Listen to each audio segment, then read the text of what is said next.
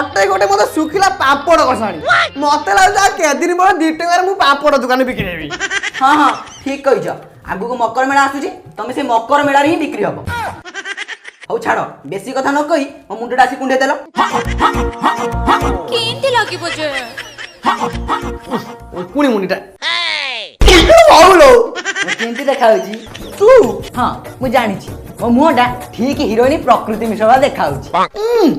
ପ୍ରକୃତି ମିଶ୍ର ତ ମୁହଁଟା ଠିକ ଘୁଷୁର ମୋ ଦ୍ୱାର ଭଳିଆ ଦେଖାଯାଉଛି। ମାଇକେଣା ମାର୍କେଟ ଜୋରେ 1.5 ଘଣ୍ଟା ହେଲା ସଜଉଛି ବେ ତ ଭାଇ ବା ଆସିବ ସେ ଶଳା ଶ୍ୱଶୁର ପୁଅ। ଏଇ ମାର୍କେଟର ହେଠି କେତେ କାମ ଅଛି, ସେପଟେ କୁକୁଡ଼ା ଆଣିବାର ଅଛି, ଓ ଚୁଟି କାଟିବାର ଅଛି। ଚୁଟି ନା ମୋ ବାଳ କାଟିବାର ଅଛି। ତୋ ବାଳ ନୁହେଁ ମୋ ବାଳ। ହଉ ବେଶୀ କଥା ନ କହି ଘର ଯଦି କାମ ଅଛି ସବୁ ଶୀଘ୍ର ସାରି ଦିଅ। ଯେତେ ଶୀଘ୍ର ତମେ କାମ ସାରିବ ଆମେ ସେତେ ଶୀଘ୍ର ଯିବା। ଘର କାମ ସବୁ ମୁଁ କରିବି, ଆଉ ତୁ ସକାଳ ସନ୍ଧ୍ୟା ଖାଲି ଅଇନା ବସି